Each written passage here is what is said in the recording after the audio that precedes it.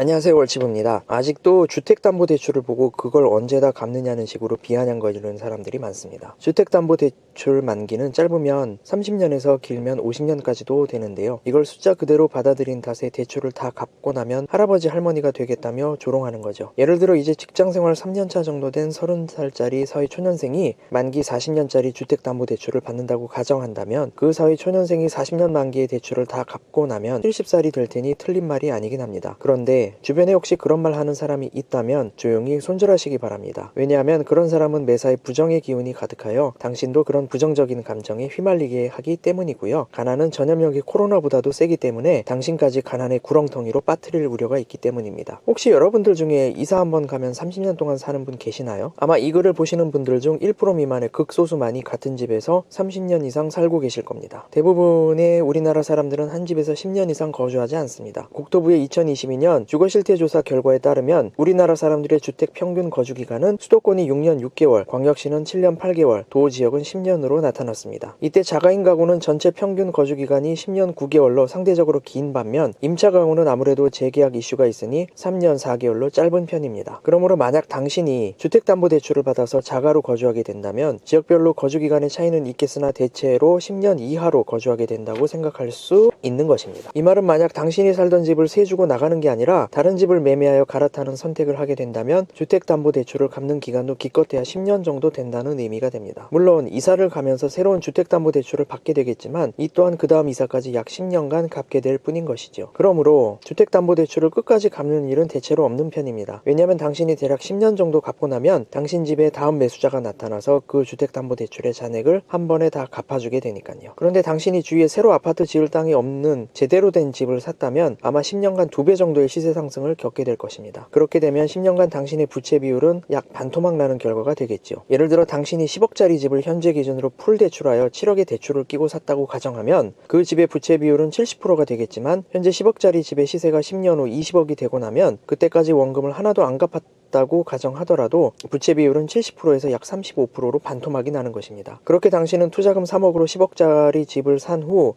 10억 뒤에 20억에 팔아넘기면 대출 7억을 갚고 나면 당신의 순자산은 3억에서 14억이 되는 셈이니 10년 만에 약 4배 이상 늘어나게 되는 것입니다. 물론 10년간 7억을 은행에서 빌려 쓰게 되면 연 3% 이율로 40년 만기라고 가정한다면 당신은 10년간 약 1억 9,500만 원의 이자를 지출하게 됩니다. 그렇기 때문에 초기 투자금 3억이 10년 후 14억으로 늘어날 때 10년간의 이자 비용 2억을 제외하더라도 당신에게 여전히 12억의 순자산이 남게 됩니다. 이런 이유로 서울이나 수도권의 아파트는 리스크는 매우 낮은 반면 수익률은 매우 보수적으로 계산하더라도 10년간 약 300%에 달하는 고수익 투자처인 것이죠. 그런데 이때 주택담보대출의 만기가 길면 길수록 원금을 더욱 잘게 쪼개서 상환하게 되니 원리금은 적어집니다. 물론 만기가 길어지는 만큼 총 이자 비용은 늘어나는 게 맞습니다. 하지만 우리는 앞서서 서울 아파트의 수익률이 은행의 대출이자보다 높다는 사실을 계산한 바 있습니다. 그러므로 우리가 사는 아파트가 비싸면 비쌀수록 더 큰 돈을 더욱 안전하게 벌어들일 수 있다는 장점을 갖게 됩니다. 그도 그럴 것이 지금과 같이 다주택자를 죄인 취급하는 분위기에서는 모두가 가능한 한 가장 비싼 한 채를 갖기를 원하기 때문에 비싼 아파트일수록 더더욱 빠르게 시세가 오르기 때문입니다. 이런 이유로 아파트가 비싸면 비쌀수록 리스크는 낮아지고 수익률은 높아지는 말도 안 되는 장점이 생기는 것이죠. 그래서 주택담보대출은 만기가 길면 길수록 좋습니다. 같은 대출금이라도 만기가 길수록 월 상환 원리금이 줄어들게 되니 이는 거꾸로 만기가 길수록 당신이 빌릴 수 있는 대출 한도가 늘어남을 의미하니까요. 그리고 대출 한도가 늘어나면 더욱 비싼 아파트를 살 수 있게 되고 그렇게 되면 당신은 더욱 큰 돈을 더 안전하게 벌 수 있게 되는 것입니다. 그러므로 주택담보대출을 가능한 한 가장 긴 만기로 빌리셔서 당신의 능력으로 살 수 있는 가능한 한 가장 비싼 아파트를 사시기 바랍니다. 주택담보대출의 만기가 길다고 해서 이를 겁낸다면 당신은 절대로 가난을 탈출할 수 없을 테니까요. 감사합니다. 월치부였습니다.